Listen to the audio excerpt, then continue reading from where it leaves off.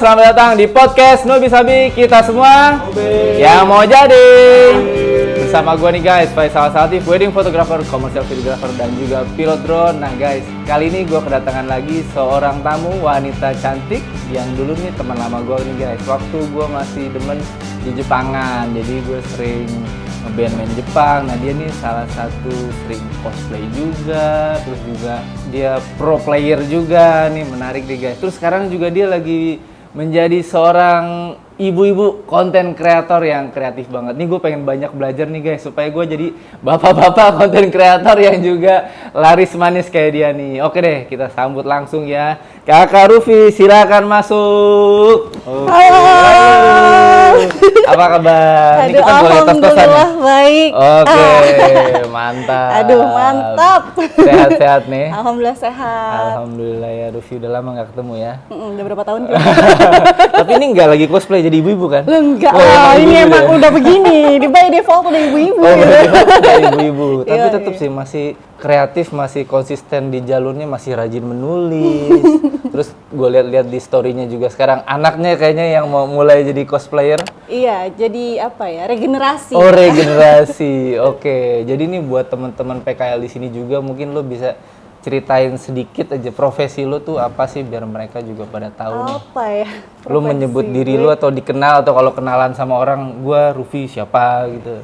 Untuk saat ini sih gue lebih bangga menyebut diri gue tuh blogger dan konten kreator. Oke, blogger dan konten kreator. Blogger dan konten kreator, Kerjaannya mungkin ada yang nggak tahu blogger itu apaan kali karena zaman udah lumayan berubah loh. Iya, udah lumayan berubah. Banyak orang yang salah paham kalau misalnya blogger itu apa sih? Emang masih ada yang baca blogger? Nah, itu gua aja Blog gitu mengira kan? nggak ada. Iya kan, nggak ada kan? Ada loh. Kita punya perkumpulan namanya, boleh disebut nggak sih? Boleh, nggak apa, silakan. Kumpulan emak blogger. Oh, kumpulan sama blogger. Ih, mantap. Ini salah satu komunitas yang ngebesarin nama gue, Sal. Oh. Jadi dulu tuh apa ya, tahun 2012 gitu kan gue nikah kan ya.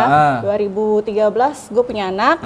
Terus di situ gue apa ya, ngalamin apa sih namanya, postpartum depression syndrome gitu ya. Pokoknya gue di situ ngerasa Kondisi apa sedih tuh? apa. Oh, merasa Kondisi ibu drama pasca melahirkan gitu. gimana Oke, ya. oke. Terus akhirnya ketemu komunitas ini gitu. Mak Dirangkul lah blogger gue, itu. Mak, daripada energinya negatif mulu, coba salurin ke tulisan, ke blog. Dari situ gue belajar, oh gini ya, lebih tersalurkan Lebih gitu energi tersalurkan gue, ke jadi curhatan gitu ya. curhatan, terus jadi positif. Terus dari situ gue mulai diundang apa ya, ke event-event gitu. Ke event-event, walaupun awal-awal tahun 2013 itu nggak dibayar ya. Oh, jadi nulis ini aja ya, nulis karena hobi, karena mau menyalurkan curhatan aja. Iya, jadi 2013, 2014 kan itu ada beberapa event blogger yang mengharuskan kita visit acara apa gitu, peluncuran produk apa gitu, emak-emak blogger ini kan diundang. Ya kan? Kita mah bilangnya apa ya, biar me time gitu. Oh, biar me time. Me time kan? Tapi bawa anak. Enggak. Oh, Enggak oke. bawa anak. Jadi kita ke sana. Oh, benar-benar me time tuh ya. Ngeliput acara, abis itu kita tulis deh. Wih, mantap. Jadi kayak mantap. wartawan gitu. Jadi kayak wartawan gitu ya.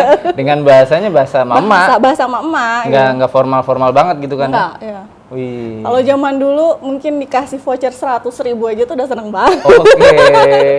Asik juga ya. Vouchernya buat belanja Carrefour gitu. Iya, voucher belanja gitu. Voucher belanja ya. Wah, bini gue belum nih. Boleh nanti bini gue belum nih. boleh. Jadi lumayan loh buat healing ya, kalau Iya, bahasa buat anak sekarang tuh healing Iya, gitu kan. bener-bener. Karena emang ngurus rumah tangga tuh gue akuin lumayan tuh buat ibu-ibu juga kan ya. Lumayan Karena kan gue lumayan terlibat. Karena kan gue juga kerjaannya nggak selalu keluar rumah, kebanyakan di rumah malah. Jadi gue tahu nih susahnya ngurus anak, susahnya jadi berasa banget tuh gitunya. Oke. Tapi kita mundur dulu nih, Vi. Sebelum lo menjadi emak-emak blogger kan pasti lo ada awalnya yang lo seorang newbie, yang lo nggak bisa apa-apa mungkin, atau lo lahir langsung jago nulis? Ya kagak. Enggak kan? Kalau lo dulu sekolahnya apa? Sekolah, terakhir. SMA. SMA negeri lah. SMA jurusan? Nggak ada jurusan. Masuk nggak jurusan SMA. IPA, IPS? Oh, IPS. Nah, Udah lama ya? Udah lama. ya ada berapa puluh tahun itu udah amnesia. Oh, jurusan IPS? IPS. Jurusan IPS. Itu terus kuliahnya? Kuliah sekretaris. Oh, kuliah sekretaris. Tapi langsung? Kak, Ya selang Jarak berapa tahun? Berapa sih dulu kita kenalan tahun berapa? Ya ini deh, lu pas SMA itu kan gua kenal sama lu tuh pas kita nonton Jepangan tuh. Nah itu lu lagi kuliah atau setelah lulus? Apa masih SMA? Itu masih skip gue, jadi gue ada apa?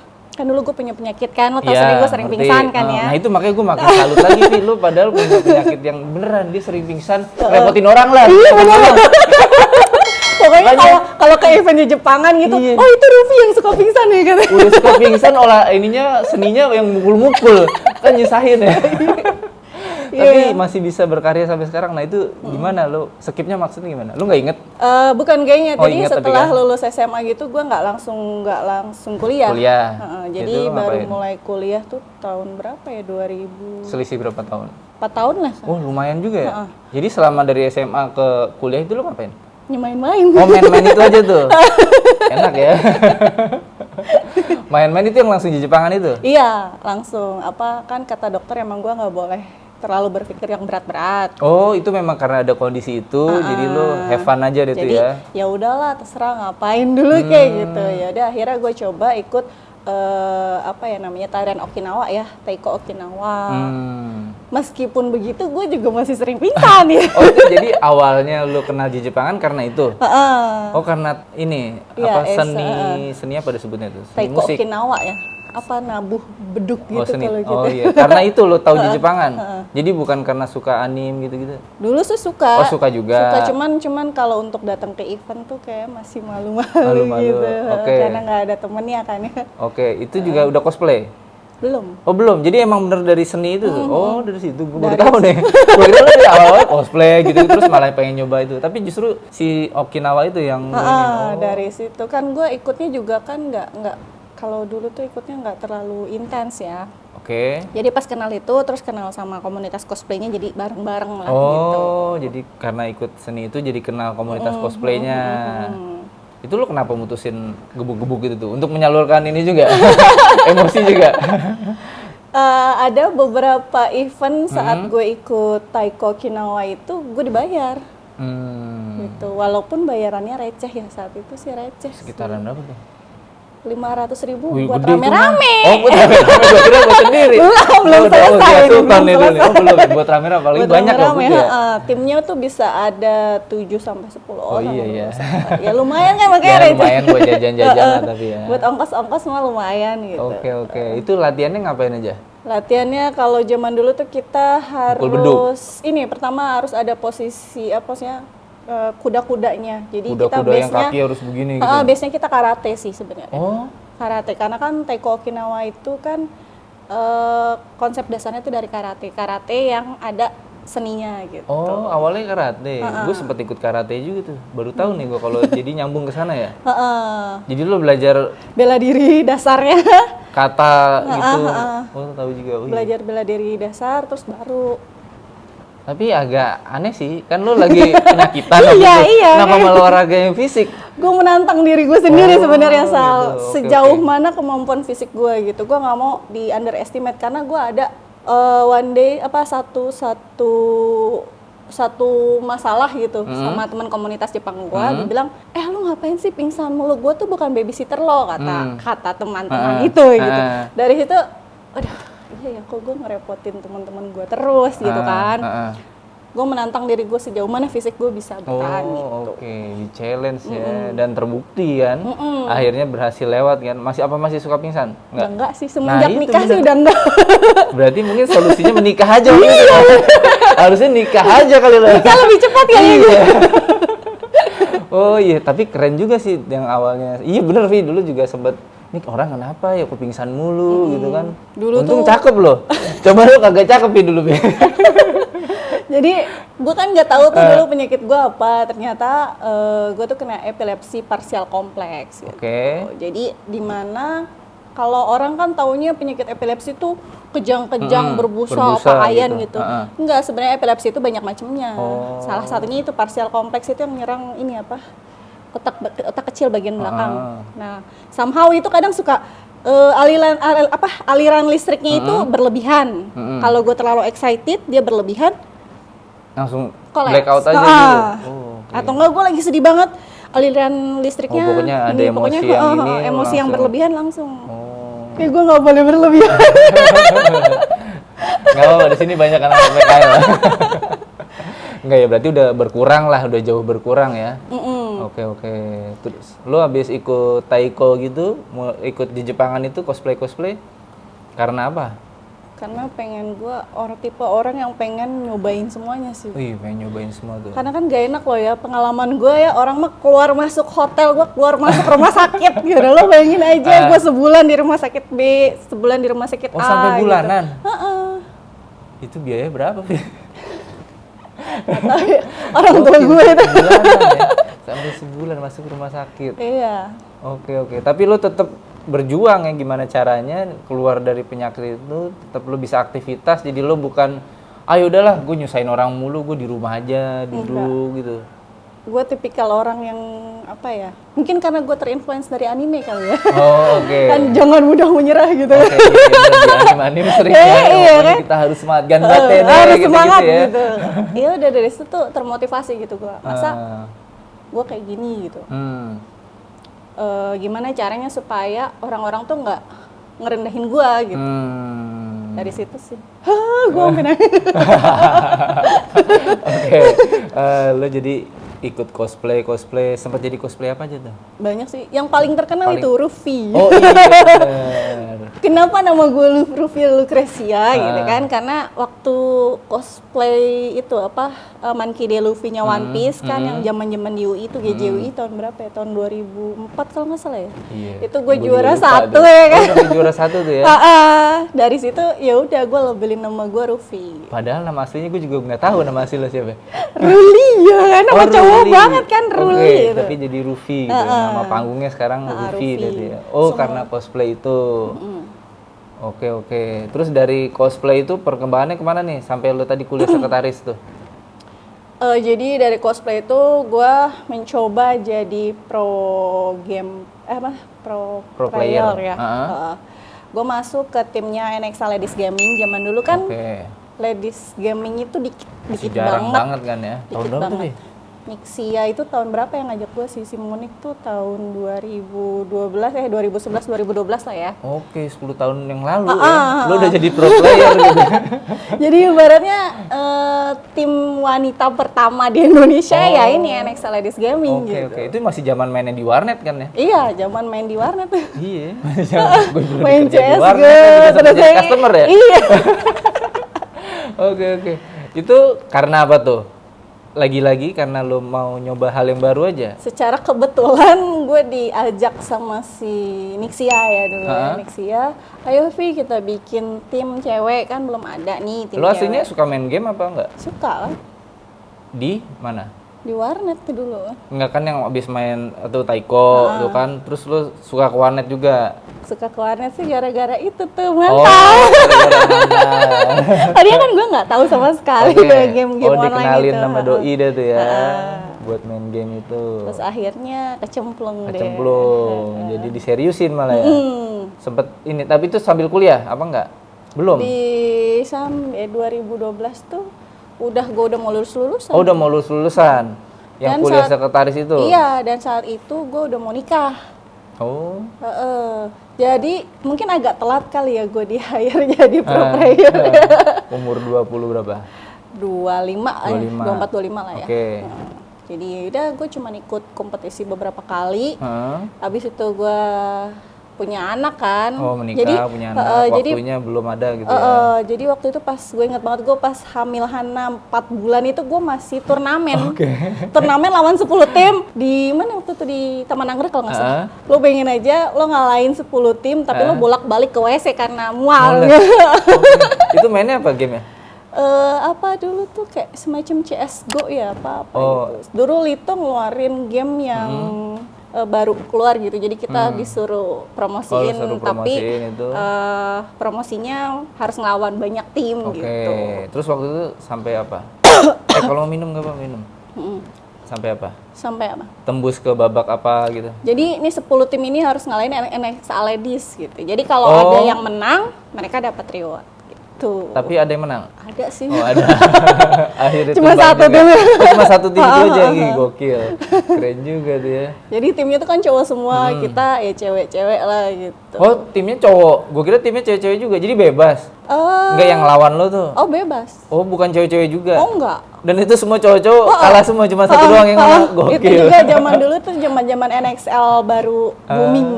Nah itu yang menang NXL, timnya NXL. Idi. Lo pakai ini dong, pakai keyboardnya yang banyak shortcutnya, mouse-nya. Enggak sih, gue tuh apa ya? Gak tau ya, waktu itu kan kita latihannya intens ya setiap hari itu. Keyboard juga dimodalin. Jadi kita duduk udah Ada main ini aja. kayak rumah gitu yang apa sih sekarang istilahnya tuh teman-teman Base gamers. camp lah Iya, ya kayak itu. base camp gitu. Ada. Ditaruh di situ gitu. Di Game of Kelapa House Gading apa-apa gitu. dulu. Oh. Tiap hari dulu kita ke Kelapa Gading. Oh, pulang pergi lo. Oke. Buat latihan doang. Buat latihan. Gamenya itu aja apa lo main Ayo Dance juga tuh yang joget-joget zaman dulu? Kalau yang buat di pertandingan sih nggak ada Ayo Dance karena mereka fokusnya tuh ke game-game FPS ya. Oh, FPS aja tuh ya. Oke. Terus berarti lu pas nge-game itu kuliah lulus. Lulus. Tapi nggak sempet jadi sekretaris, apa sempet? Enggak. Oh enggak. Terus buat apa kuliah? Ijazahnya ya ada lah pastilah. Ijazah itu S1 apa D3? D3. Oh, D3, sekretaris. Kalau sekretaris kan nggak ada S1 ya. Oh, oke. Ya tapi mungkin jadi buat sekarang kali kepakainya. Ya kali ya. Sekretaris. Jadi bener-bener tuh nggak ada sempet ngalamin kantoran gitu-gitu. Terus mutusin ngelakuin apa lagi nih setelah selain ngerawat anak tuh? Itu kan seperti yang gue bilang di awal tadi karena gue stres iya, ya kan. emak blogger itu. Akhirnya gue join ke komunitas emak blogger. Emak blogger. Jadi itu lo pertama kali nulis? Pertama kali ngegarap yang namanya blog. Oh, gokil deh. Itu umur berapa ya? Umur berapa? 26 ya? 26. Oh, baru 6. 26, 25, 26 ya kalau nggak salah. Oh, oke. Sekitar segitulah. Gue masih jadi gembel-gembelnya untuk umur segitu tuh. Lo udah jadi mama ya? Udah jadi mama tapi mutusin buat nyoba lagi hal baru lainnya ya, nulis itu tuh. Awal belajarnya lo nulisnya gimana? Copy paste enggak? Oh kagak, jadi dulu kan waktu nikahan gue kan ngeliat tuh yang review orang weddingan gitu, venue apa yang rekomen, catering apa yang rekomen. Lo baca review orang, terus? Gue bilang kok reviewnya kok cuma setengah-setengah gitu ya. Akhirnya gue nulis saat itu review nikahan gue. Oh, oke. Gue kasih itu price listnya lengkap segala macam, gue bahas kupas tuntas. Dari situ traffic blog gue meningkat. Terus akhirnya nggak lama dari situ karena gue ikut komunitas, ya ada lah beberapa brand yang ngajak kerja sama gitu. Tapi lo bisa nulis panjang lebar gitu dari mana? Kan biasanya kalau orang nggak biasa nulis paling nulis makanannya enak. Ya belajar apa ya, buka-buka lagi buku bahasa Indonesia. Oh serius sampai buka buku bahasa Indonesia? Serius sampai lihat kalau dulu kan PBI. Apa? Kalau dulu tuh EYD ya, dulu kan EYD, sekarang PBI kan. Sekarang PBI. Apaan tuh? Apa sih? Pokoknya ejaan bahasa Indonesia. Ya hampir sama lah, cuman bahasanya begitu. Penyempurnaan atau apa ya gitu loh. Pokoknya ada istilahnya. Soal dulu sampai belajar buka kamus gitu. Kamus, majas dipelajarin. Serius lo bener-bener niat berarti belajarnya. Iya, karena dulu tulisan gue alay, terus gue bener serius alay banget. Iya ada banyak gitu kan. Pokoknya alay banget lah ya. Terus gabung komunitas emak blogger kan, di situ juga kita ada kelas-kelas di upgrade lah ya. Itu komunitasnya base-nya online. Facebook gitu. Facebook dulu kan berawal semua dari Facebook, Facebook ya. oke. Terus ngajak kopdar, ada kelas-kelas kelas menulis gitu, baku tapi tak kaku. Gimana caranya bikin kalimat baku tapi tidak kaku. Itu yang susah tuh ya. Diajarin nih satu kalimat nih gimana caranya efektif. Kalimat yang efektif gimana caranya nulis orang the first impression baca blog kita tuh tertarik gitu. Oh, oke. Dikasih tahu tuh tekniknya, dari situ gue mulai upgrade lagi. Oh, mantap. Itu komunitas berbayar atau bebas? Enggak kok. Oh, bebas tuh. Yang penting lo join aja, silakan belajar sama senior-seniornya gitu ya. Emang itu wadah buat emak-emak sih sebenarnya. Oh wadah yang positif sih. Keren banget tuh mama nih. Jadi bukan cuma ngobrolin tetangga sebelah aja iya, ya. kan? Atau mungkin ngobrolin tetapi lebih bahasanya lebih keren. Upgrade skill. Upgrade skill ngomongin tetangga gitu. Ininya lu memilih ini bahasannya apa kalau lu? Kalau gue karena dulu suka jalan-jalan, dari dulu suka jalan-jalan, jadi bahasan gue ya tentang tempat wisata, hotel, ramah anak. Oh, oke. Walaupun awalnya tuh nano-nano, apa aja dibahas gitu, apa aja dicerhatin. Cuman makin kesini orang, gue lihat traffic blog gue lebih ke apa ya, konten-konten yang liburan gitu, bareng anak. Kayak kemarin gue sempat nge-review tempat camping, yang kesananya tuh treknya Allahualam gitu. Iya, susah banget. Susah banget aksesnya, cuman kadang orang kan ngeliat review hanya sepintas gitu, nggak ada yang ngupas tuntas banget. Di situ gue ngupas tuntas jalanannya lewat mana, tipsnya gimana, harus bawa apa aja, dan itu trafficnya kenceng. Tapi dari situ juga disesuaikan lagi. Mereka nggak cuma pengen lihat tulisan dan foto, tapi mereka butuh dokumentasi video. Oke. Dari situ ya udah gue bikin channel YouTube lah. Oke, sekalian itu sekalian, jadi infonya lengkap gitu. Yang video bergerak ada, fotonya ada. YouTube-nya lo taruh di blog itu, videonya. Gue embed di situ. Oh, lo embed di situ. Oh, iya, jadinya kan komplit. Nah, bagaimana caranya tulisan gue nih lebih dikenal lagi? Mau nggak mau gue upgrade medsos gue kan. Oke. Instagram, Facebook, Twitter. Di situ gue mulai memperbaiki skill foto gue. Oke. Wah, pokoknya banyak lah. Masih terus belajar ya, lo udah bisa nulis. Sekarang karena dituntut ya zaman sekarang orang mana fotonya, mana videonya kan kalau nge-hire orang lumayan harganya. Lumayan ya, kemarin abis sewa editor lumayan. Oke, jadi kalau bisa dilakukan sendiri ya dicoba dulu gitu ya. Dicoba dulu, kecuali emang lagi kerjaannya banyak baru mau nggak mau hire asisten gitu. Itu juga asistennya sekarang masih freelance ya. Oke. Tadi lu apa namanya taruh di website berarti tuh. Website blognya tuh nebeng website atau enggak, blog sendiri sih. Apa tuh alamatnya? littlehimawari.com. Oke, jadi tuh lu ada hostingan sendiri gitu ya? Hostingan sama domain sendiri. Itu bayar tiap tahunnya bayar. Itu ini lu rutin apa postingnya setiap apa? Kalau dulu sih ya, jujur ya, kalau dulu tuh sebulan ada 5-10 artikel naik, karena kan fokusnya dulu blog aja kan, medsos masih belum. Cuman belakangan kan klien mintanya harus medsosnya follower sekian, Twitter follower sekian gitu. Lu Twitter juga? TikTok followernya sekian banyak gitu kan. Ya. PR gue banyak nih. Gue nggak mau ya, karena tangan gue cuma 2 ya kan, gue mau fokus di mana nih, di medsos atau di blog gitu kan. Ya udah, blog sekarang gua korbanin dulu deh. Sekarang gua fokus ke medsos, ke Instagram. Instagram gua alhamdulillah followernya udah lumayan. Berapa ya kan? Tuh sekarang tuh? 57.200. Udah centang biru? Belum. Oh, belum. Centang biru itu kita harus terkenal banget, terus diliput sama media, terus wah banyak itu susah. PR-nya banyak lagi. PR lebih banyak lagi. Ya, bentar lagi tuh mah paling. Udah 50.000 loh. Gua baru 2.000 sih. Gak bisa apa ditularin gitu 10.000 biar ke 10.000 gitu. Sabar, pelan-pelan itu juga gue nggak instan itu ya. Lo bisa sampai ke 50.000 tuh di berapa tahun lo itu tuh berkarya? Jadi gue bikin akun Instagram itu 2012 kan, sama lah ya kayak blog, cuman zaman dulu kan mikir Instagram apa sih ini, kok isinya foto-foto semua gitu. Gue mana bisa foto kan. Terus? Ya udahlah, akhirnya itu akun dianggurin berapa tahun ya. Pokoknya pas pandemi itu gue fokusin. Oh, baru tuh. Berarti followernya sebelum pandemi paling ya berapa ribu gitu? Dari 2018 itu follower gue masih 10.000 kurang lah ya. Oh, tapi udah 10.000-an juga lumayan.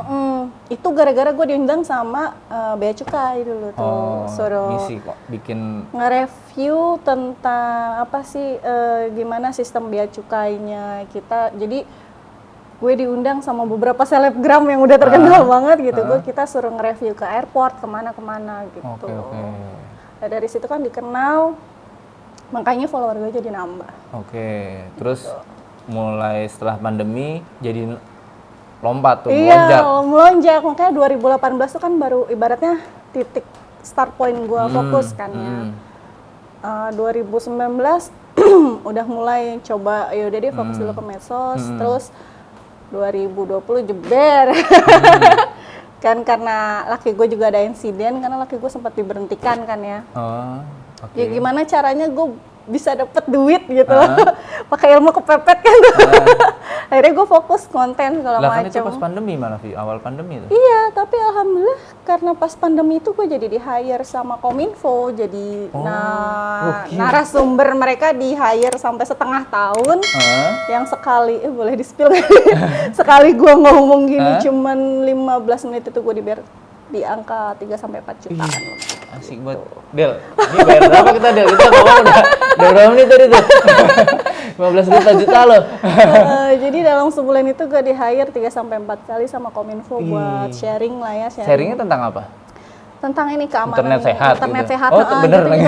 Tentang parenting kita, gimana kita ngejaga anak-anak di dunia internet, bagaimana kita bersikap gitu. Coba sih anak-anak gue suruh dengerin. Gitu.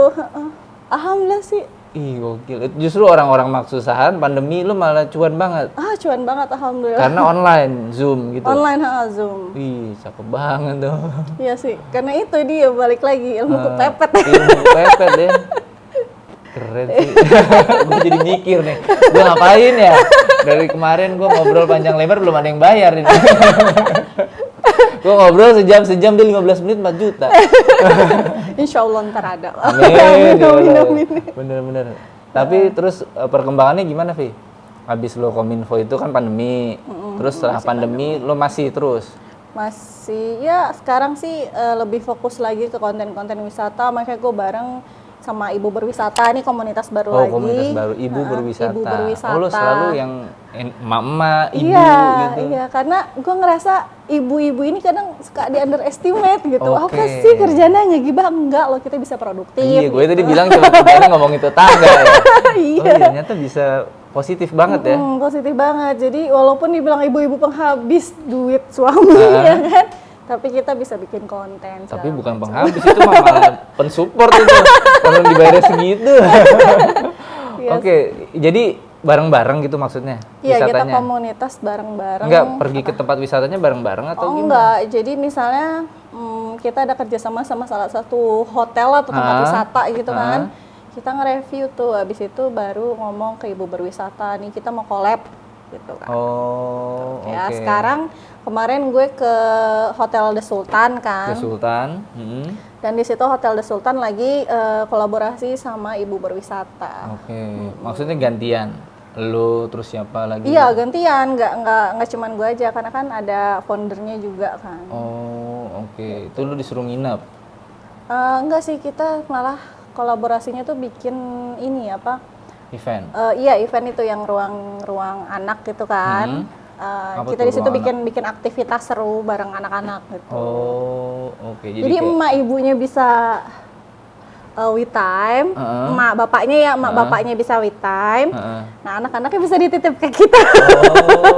Kita main bareng gitu, kayak bikin science class, terus fun games itu gitu. Weekend. Iya, Jumat, Sabtu, Minggu. Oke. Lu jadi ininya, jadi kayak tenaga pengajar iya, gitu? Fasilitatornya gitu. Lumayan sih dibayar. Mantap, lagi-lagi. Ntar gue kenalin ke bini gue nih. Banyak ya ternyata peluang-peluang yang buat emak-emak ya? Banyak, tapi kalau nggak bisa bikin konten terus modalnya cuma bisa nulis, bisa jadi content writer. Kayak gue juga kan di hire sama salah satu marketplace ya buat ngisi blognya mereka gitu. Itu isinya tentang apa? Ya artikel-artikel yang kayak SEO gitu, misalnya tips ibu menyusui gimana, tips memilih kain pel yang ramah lingkungan. Ujung-ujungnya jualan barang-barang di marketplace itu? Iya, tapi soft selling. Soft selling gitu. Sekarang kan nggak boleh hard selling ya kalau jualan. Jadi harus pakai bahasa kita sendiri. Mantep, gila. Banyak karyanya ternyata. Terus ngapain lagi selain sekarang nih yang lo lagi mau lo kejar, ada nggak? Apa ya? Gue sih kepengen, kan kita punya hashtag jalan-jalan Haname Vlog ya. Pengennya tuh kita go internasional kalau bisa gitu kan. Ya. Goal kita sih pengen ada tempat wisata di Jepang yang bisa nge-hire kita gitu. Itu sih goal 5 atau 6 tahun. Cita-citanya tuh pengennya ada kemudian sampai gitu. ke sana gitu ya. Sekarang masih lokal aja berarti nih. Sekarang alhamdulillah masih lokal. Kemarin sih harusnya kita ke Singapura karena ada salah satu apa sih namanya? Tour, aplikasi travel. Aplikasi travel yang kita harus nge-review tempat wisata ramah anak di Singapura, cuman dengan berbagai pertimbangan akhirnya kita cancel. Oke. Karena kan COVID masih dan lumayan pasti ya. kalau bawa anak ribet ya. Iya. Jadinya ya udahlah, kita bukannya nolak gitu. Tapi banyak pertimbangannya. Oke. Tapi lo ini juga nggak, lo pelajarin bahasanya kan, lo suka dulu di Jepangan, lo sampai belajar bahasa Jepang gitu nggak? Kalau zaman dulu mah iya. Sekarang masih inget gitu nggak? Udah dikit-dikit. Oh dikit-dikit. Padahal peluang juga tuh kan lo pengen di hire sama di sana tuh di Jepang ya, mungkin lo harus belajar lagi, diinget-inget lagi tuh bahasa Jepang. Kayaknya mau begitu ya. Muka lo kan udah Jepang. Iya kan mukanya rada-rada Jepang ya. Efek make up.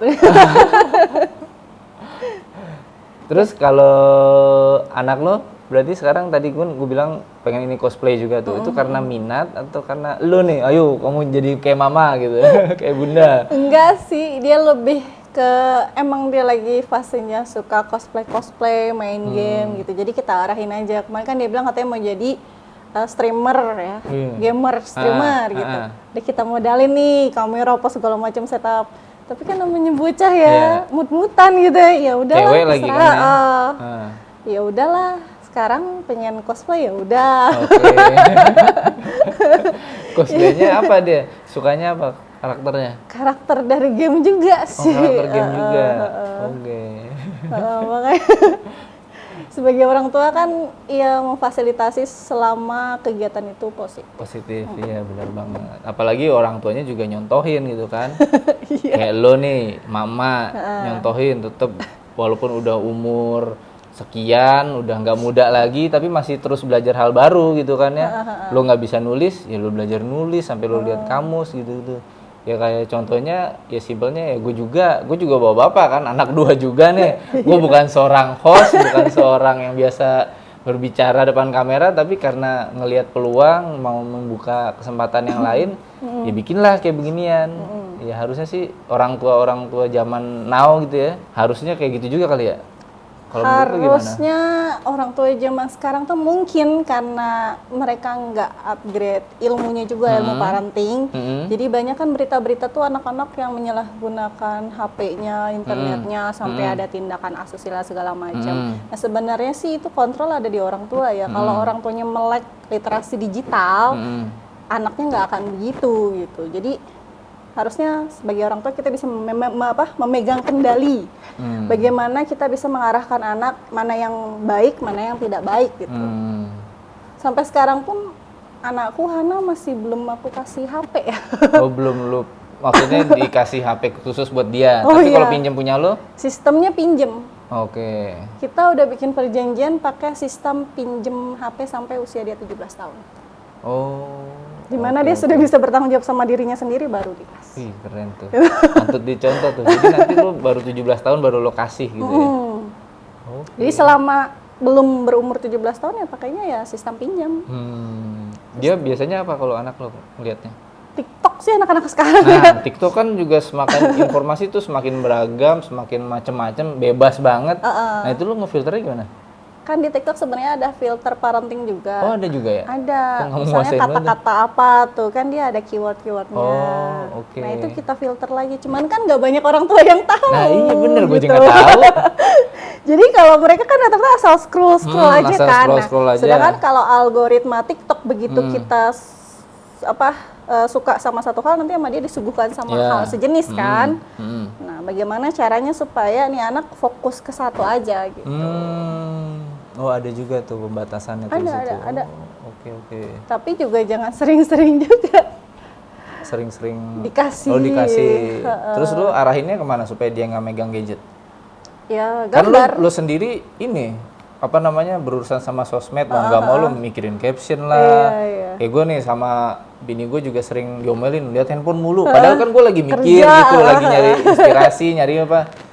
Itu lu gimana ngebatasinnya, ngebagi waktunya tuh? Jadi kan anak gue tuh ada apa ya, tablet gitu yang buat nulis tuh. Nah, kasih dia gambar aja di situ. Oh. Karena kita fasilitasin kamu daripada nge-scroll TikTok atau apa, lebih baik bikin konten sendiri. Oh iya. Konten gambar kan dia suka gambar gitu kan. Seringnya nonton aja tuh dia, nonton Power Ranger gitu. Iya, makanya kenapa channel YouTube Jalan-Jalan Hanami ada? Ya, gue bilang ke anak gue, daripada nontonin punya orang, mendingan bikin sendiri gitu kan. Iya, daripada ditontonin orang-orang tersebut makin cuan, makin gitu kaya makin kan. Kaya, kitanya cuma ngeliatin doang jadi penonton. Baru aja tuh semalam gue bikin postingan, Vi, jangan kebanyakan nonton. Iya. Gue sendiri juga dulu sering banget gue nonton mulu gue kerjaannya kan, ngeliatin orang. Wasting time jadi. Apa namanya? Ya nggak wasting time banget sih, maksudnya ada ilmu yang didapat, tetapi ya sudah terlalu banyak banget yang gue tontonin, macem-macem gue dengerin podcast ya, jadi penikmatnya. Seharusnya kita juga harus seimbangin, selain jadi penikmat juga jadi yang si pembuat karyanya gitu ya. Terinspirasi boleh gitu kan. Nah, jangan jadi pasif gitu kan, kita nih harus informasi banyak banget ya. Banyak banget. Kadang kan kita nggak bisa filter gitu. Makanya kan sekarang medsos sekarang tuh ada yang namanya filtering bubble. Filtering bubble. Tahu nggak? Itu apaan tuh? Filtering bubble itu apa? Filtering bubble kalau di Facebook itu filtering bubble-nya misalnya kita suka sama satu konten, nanti si Facebook nyaranin konten A, B, C, D segala macam yang sesuai sama passion kita. Nah, Instagram ini juga sama nih, algoritmanya udah ngikutin Facebook ya kan. Jadi kalau misalnya pas di home baca kamu udah karena kamu sudah menonton akunnya si A, makanya dia ada akun yang lain yang nggak temenan sama kita tapi satu passion sama kita gitu. Kayak gitu, jadi algoritmanya begitu. Kita dibikin kayak konsumtif gitu. Nonton tawarin terus. yang kita suka aja terus deh. Jadi makanya kita ngeliat terus kan. Oh iya. Gitu. Agak ini juga ya. Bahaya sih. Bahaya juga ya, karena kita jadi udah disodorin yang bagus-bagusnya aja gitu ya. Misalnya kita suka sama A, udah yang bagus-bagusnya tentang A aja terus ya. Iya, kayak misalnya di home Instagram kan gue sukanya videografi sama teknik-tekniknya gitu. Ya isinya itu semua. Paling kalau ada 1-2 suggest post itu di luar itu kayak gosip apa segala macam gitu. Makanya gue juga sering sesuai dengan apa yang gue cari mulu gitu. Iya. Karena ada filtering bubble itu namanya. Filtering bubble-nya itu. Oke. Jadi ngefilter apa yang kita sukain tapi yang dibungkus lagi. Jadi ibaratnya sebenarnya tuh kita kayak di kotak-kotakin gitu loh. Oh iya ya. Kita jadi udah lo sukanya A, ya A aja deh tuh yang lo tahu deh tuh. Lo sukanya gitu. B aja deh tuh yang tahu ya. Bahkan sampai ke marketplace pun jadi targeted kan. Iklannya targeted gitu. Iya. Nah itu. Misalnya gue suka sama warna biru, ditawarinnya tuh benda-benda warna biru semuanya gitu ya. Gue suka sama band apa, ditawarin itu aja semuanya. Iya, pokoknya yang ada keterkaitan sama hal itu gitu.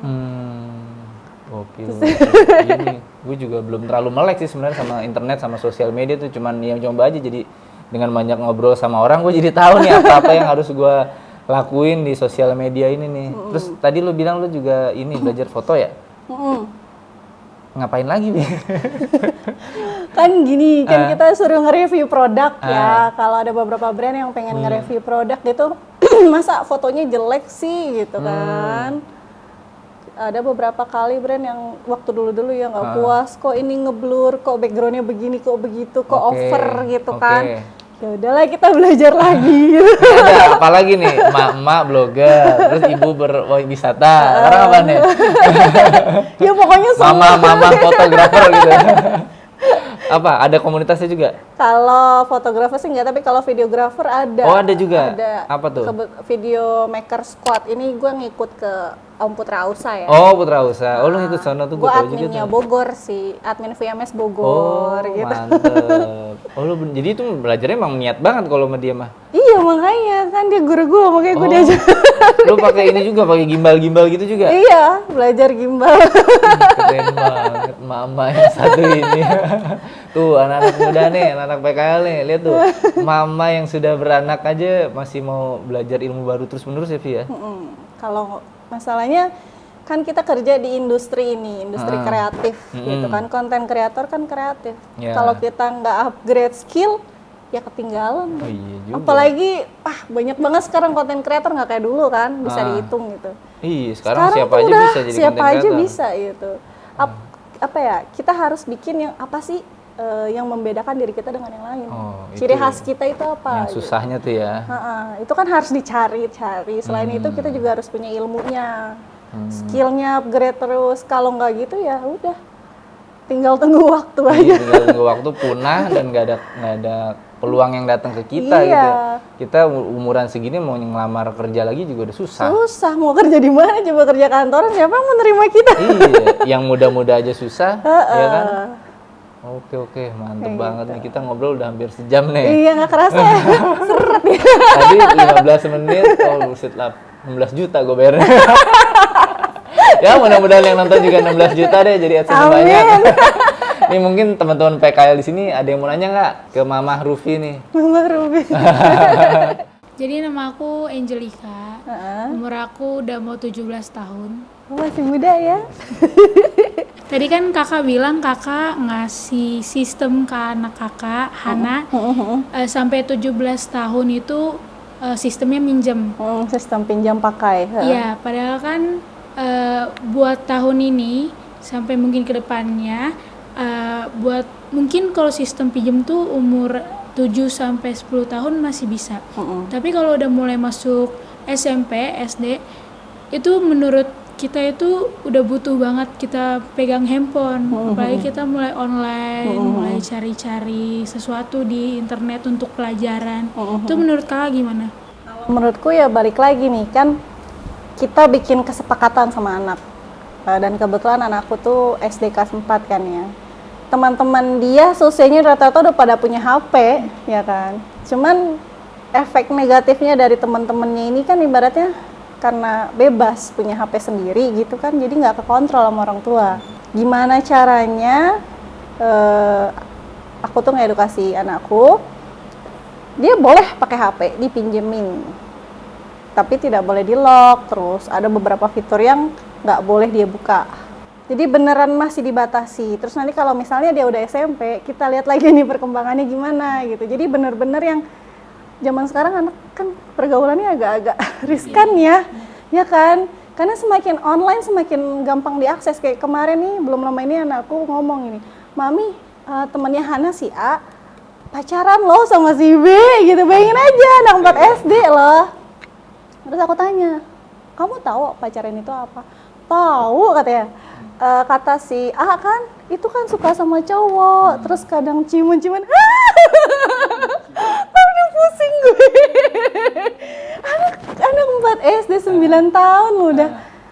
Kamu tahu dari mana ciuman-ciuman gitu? Itu teman aku yang ngomong nih katanya, bukan aku. Aku mah tahu dari dia. Itu karena efek orang tua yang nggak ada kontrol kan. Dari situ aku kasih penjelasan bahwa pacaran itu tidak baik apa segala macam, pokoknya dengan bahasa anak lah ya, supaya dia ngerti gitu. Kenapa kita pakai sistem pinjem pakai ya begitu, buat mengurangi hal-hal negatif yang kadang kan anak umur segitu aksesnya gampang banget ya, apalagi kalau kedua-duanya orang tuanya kerja gitu. Aku bukan meng-underestimate orang tua yang kerja ya, cuman kadang kan loss-nya di situ. Buka HP, YouTube, nontonnya hal-hal yang tanda kutip gitu kan. Biar nggak seperti itu ya, makanya harus kontrol terus sampai dia punya rasa tanggung jawab sama dirinya sendiri gitu. Ya udah, gitu aja. Iya. Oke, Vi, nih terakhir nih sebagai penutup, bisa nggak lo kasih tips nih buat para orang tua yang mungkin belum main di sosial media, mungkin dia juga banyak waktunya atau mungkin yang sedikit waktunya tapi pengen coba, gue juga pengen coba cari peluang di sosial media, lo ada tips nggak? Yang pertama sih dia harus ada keinginan dulu ya. Oh iya bener ya, harus ada ingin dulu. Harus ada keinginan dari diri sendiri kalau pengen berubah atau pengen jadi konten kreator. Gak ada kata terlambat meski kita udah ibu-ibu. Ya kan, selama kita mau belajar, mau upgrade ilmu, gak ada kata terlambat. Terus yang kedua, masuk komunitas. Karena dari komunitas itulah kita jadi tahu gitu kan, jadi berjejaring. Karena berjejaring itu sangat penting sekali. Kita nggak bisa sukses sendiri tanpa bantuan orang lain ya kan. Jadi selain ada keinginan masuk komunitas, yang terakhir penting banget konsisten. Kayaknya tuh bener-bener konsistennya. Konsisten itu kunci. Lu pernah ngalamin rasa bosen gitu-gitu gimana caranya tuh? Sering bosen. Karena gue juga ya mudah-mudahan podcast ini berjalan panjang terus. Cuman misalnya suatu saat gue bosen, lu juga kan pernah bosen mungkin nulis, apa tuh yang lu lakuin? Rehat sejenak sih. Rehat sejenak Seminggu, aja ya. 2 minggu, terus gue balik lagi nanya ke diri gue hidup ini untuk ngapain sih? Oke, bener juga ya. Iya. Tanya lagi ke diri kita ya. Tanya lagi, apa kita mau terus kayak gini atau kita milih bermanfaat untuk orang lain dan diri kita sendiri. Oke, mantap nih Vi. Terima kasih tipsnya nih. Terima Mungkin kasih. bermanfaat buat ibu-ibu di luar sana dan juga bapak-bapak di luar sana, karena dia ibu-ibu, saya juga bapak-bapak. yang produksi memang anak-anak sih. Oke Devi, terima kasih banyak ya. Udah undang mampir. gue juga. Mudah-mudahan kita bisa kolaborasi lebih banyak lagi nanti ke depannya. Siapa tahu nanti anak-anak kita bisa bikin konten bareng kan? Iya, bisa Oke, banget. Collabs rumah juga nggak terlalu jauh gitu kan Iya, ya. deketan tinggal ngesot ya. Iya, nanti ajarin bini gue bikin konten. Ajarin laki gue. Nah iya bener, nah keren kan simbol. Tapi kalau bayaran gue lo 15 menit 4 juta, gue mahalin loh dia. Oke deh kalau gitu, terima kasih guys sudah menonton. Saya Faisal Satif dengan Rufi. Dadah. Terima kasih. Terima kasih.